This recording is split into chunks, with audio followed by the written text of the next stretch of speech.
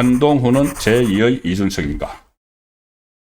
장동혁 체제와 전면전 선포.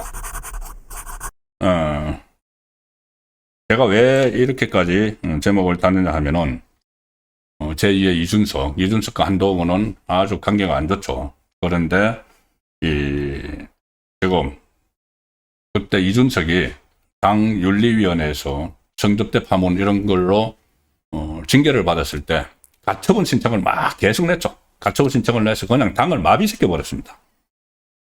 새로운 지도부가 비대위가 들어서면 그것도 가처분 신청 내서 그걸 또 손발을 묶어버리고 또 가처분 신청.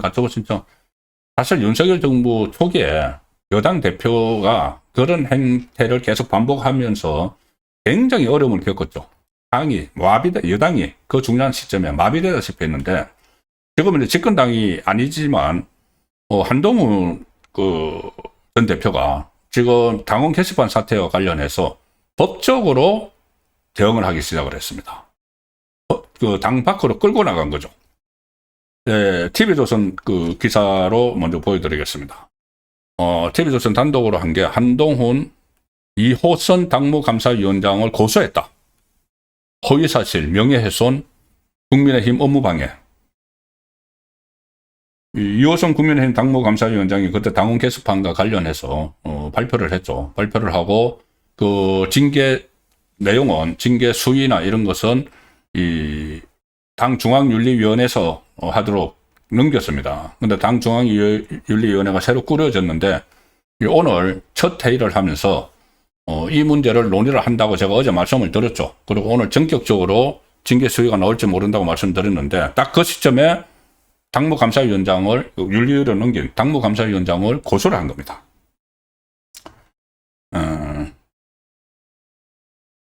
이렇게 고소 배경을 설명을 합니다.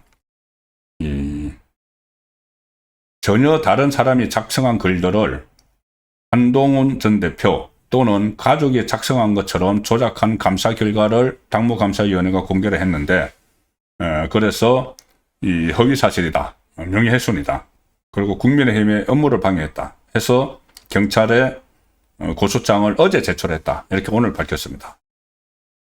이호선 씨, 당무감사위원장이라고도 안 하고 이호선 씨가 조작한 당무감사는 명백한 정치 공작이고 범죄다.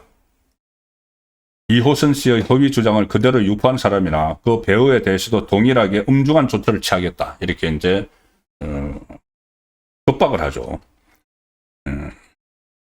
이호선 당무감사위원장이 12월 30일에 당원 게시판 사건과 관련해서 한동훈 전 대표의 책임이 있다, 이렇게 하면서 당 중앙윤리위원회 해부를 했고, 그 윤리위원회가 새로 꾸려져서 오늘 회의를 했는데, 이 부분에 대해서 논의를 했는지 안 했는지 모르겠지만 아무 결론 없이 지금 회의가 끝났습니다. 이게 이제 고소를 하고 이러니까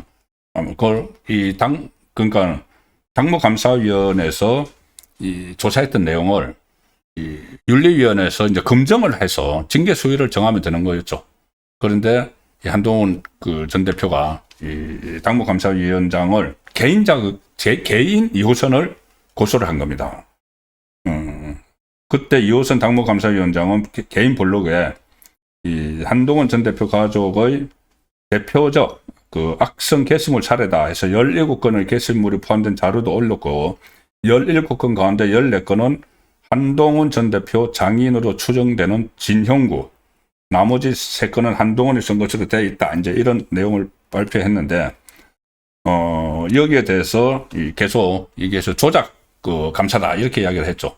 그러면 조작 감사라고 주장을 하면은 일단 윤리위원회의 결정을 지켜봐야 되는데, 윤리위원회가 본인에 대해서 전격적인 당원권 정지나 이것을 내릴 가능성이 있다고 판단을 했는지 바로 당무감사위원장을 고소를 해버린 거죠.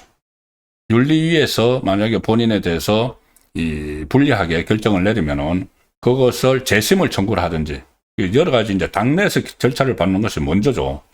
당 대표까지 역임을 한 입장에서 이렇게 되면은 당 시스템을 무시를 해버리는 거, 당 시스템을 무시하는 그런 행위가 나온 겁니다. 그때 이준석이 성상납 의혹 같은 걸로 윤리위 징계, 그때 6개월 당원권 정지를 받으니까 바로 가처분 소송을 하고 이거를 그 당을 완전 혼란스럽게 했는데 결국 똑같이 이 당내 문제를 법적으로 끌고 갔다.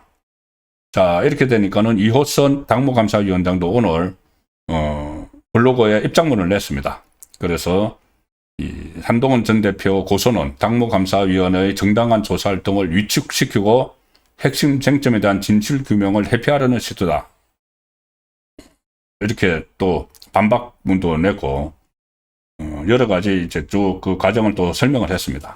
근데 이게 이제 여기서 그냥 끝날 것인가? 그렇지 않을 가능성도 있다. 뭐냐 하면은 지금 벌써 친한계에서 법적 대응, 이제 친한계에서 이야기하는 법적 대응은 바로 그 가처분입니다. 윤리위에서 징계를 하면은 가처분을 하겠다. 법률적 대응을 해야 된다. 이게 친한계 정성국 의원이 그제 밤에 MBC에 나와서 이야기한 거네요. 지금까지 그 친한계에서 했던 것과는 윤리위 징계가 현실화되면은 좀 다른 대응을 해야 된다. 윤리위 징계 결정에 대한 가처분 등 법률적 대응을 해야 된다. 그것이 지금 준비가 돼 있다. 이런 이야기를 했습니다. 결국 그래서 이게 그 전에 윤석열 전 대통령 초기에 그때 이제 집권 여당이었는데 그 집권 여당이 한창 이 활동을 해야 되는 시점에 이준석이 계속 그 가처분 소동을 벌이면서 당을 거의 마비를 시켰죠. 그런데 지금은 이제 야당이 돼서 지방선거, 중요한 지방선거를 앞두고 있는데 윤리위에서 결정을 내리면은 가처분 신청을 해가지고 또 이제 뭐 그때는 이제 당 대표 그 자격을 놓고 가처분 신청이니까 지금하고는 좀 그 결은 다르지만 그래도 어쨌든 이 당 안의 이야기를 당 안의 그 상황을 이 법원으로 끌고 간다. 이런 것이 이준석의 행태를 답습하는 것 아닌가. 제가 한때 한동훈을 제2의 유승민으로 비유를 했습니다.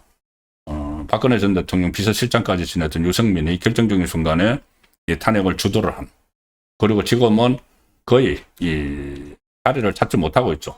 소위 말하는 배신자 프레임에 딱 걸려가지고 한동훈도 그 길로 간다고 제가 말씀을 드린 적이 있는데 이것은 제2의 유승민에 의해서 제2의 이준석 길로 또 가고 있다는 그런 생각이 듭니다. 어떻게든 좀 중심을 잡기 위해서 이 문제에 대해서도 장동혁 지도부가 좀 단호한 대응이 필요하지 않나 그런 생각을 합니다.